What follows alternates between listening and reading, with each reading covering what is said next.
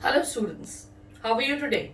Today we'll start with our second part of the chapter, that is trade to territory, the company establishes power. Now in this chapter we'll be talking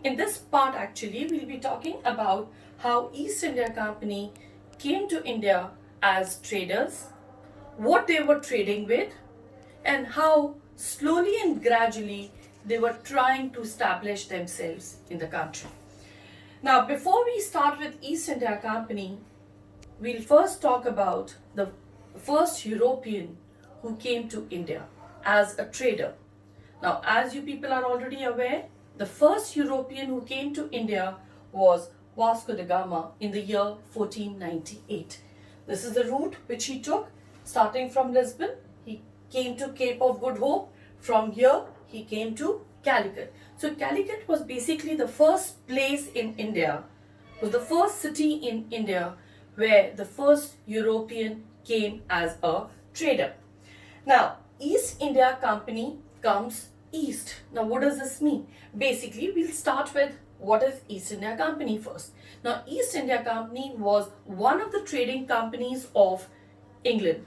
Now, East India Company comes east. What does this mean? Now, East India Company comes east means that from Europe, if you come towards India, India is on the eastern side of Europe.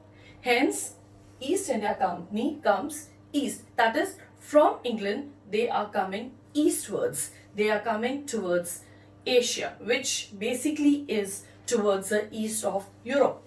Now, in 1600, East India Company acquired a charter from Queen Elizabeth I. Charter, if you talk about, charter basically talks about, charter basically means a royal permission. So the East India Company in 1600 gained the royal permission, the written permission from Queen Elizabeth I, granting it the sole right to trade in East, granting it complete right to trade in the East. That is, from England, no other company would be trading towards East except for the East India Company. So they got a permission from the Queen of England, that is Queen Elizabeth I, that East India Company will be the only company trading in the East.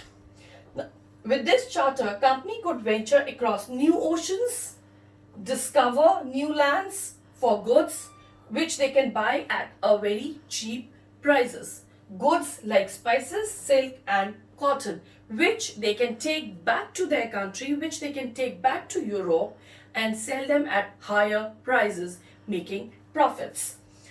Now again, the route which the company took to come to India, again it was the same route which Vasco da Gama had already taken. So they started from Europe, came to Cape of Good Hope in Africa. From here, they came to the east as well as the western coast of India. Now, since the company had already acquired a charter from Queen Elizabeth I, they did not fear about anything. They did not fear about any competition from any other company from Europe. So they were confident enough that they will be the only one trading with India or trading in the East from England. But there were other companies as well from different European countries.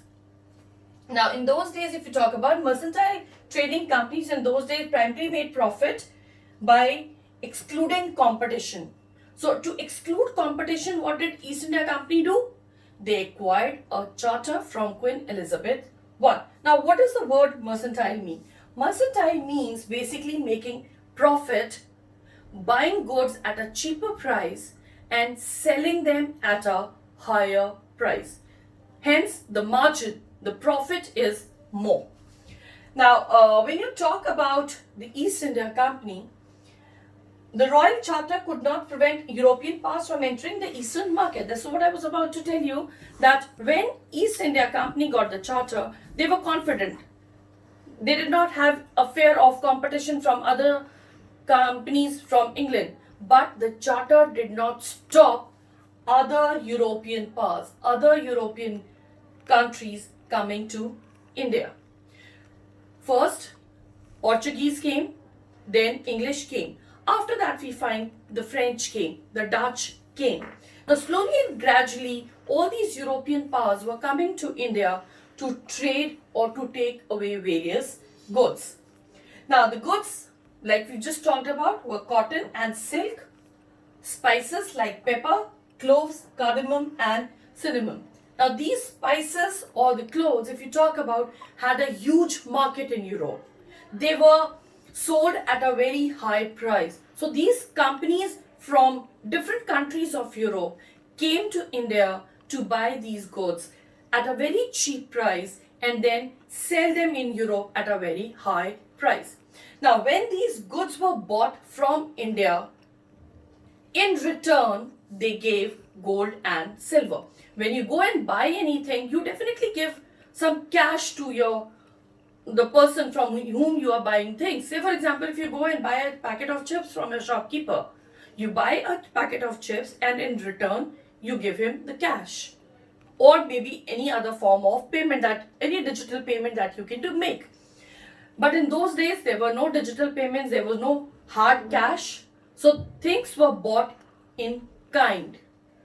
Or like you can say, like when they bought cotton and silk from India, in exchange, they gave gold and silver of equivalent amount. So since all the companies were interested in the same things, whether you talk about the French, whether you talk about the English, the Dutch or the Portuguese, all these European companies, they were interested in buying the same goods. Hence, there was a lot of competition. And because there was a lot of competition, the demand was there. And once the demand rises, the prices of the goods rise. And once the prices of the goods rise, you are forced to buy things at a higher rate. And when you are forced to buy things at a higher rate, the profit goes down. And this is what happened with various companies. Since the demand was high in Europe of these Indian goods, the prices of these goods, which the companies were buying from the Indians, the prices of these goods went up, and hence the profit margin of these companies came down. Now, what they decided was to eliminate their rival competitors. These companies, any company that you talk about, whether you're talking about the French company or you're talking about the English companies, they wanted to eliminate their rival competitors so that their own trade could flourish. Hence, so what they did was they started attacking ships of each others. For example, English want to have a monopoly. So they started attacking ships of French, the Dutch and the Portuguese. They blocked the ways through which these ships were coming. Hence, and they were not able to, the East India Company, if you talk about, for example, they were not having the conflict or the wars with different European powers, but they also had conflicts with the local rulers because they wanted to establish their warehouses, their places where they can store their goods. And these local rulers were not permitting them, they were not giving them permission to do so. Hence, we find that these companies had conflicts with the local rulers as well. Now, we'll talk about in the next class how these conflicts intensified and how the East India Company was able to win the first war that occurred between the company and the Indians.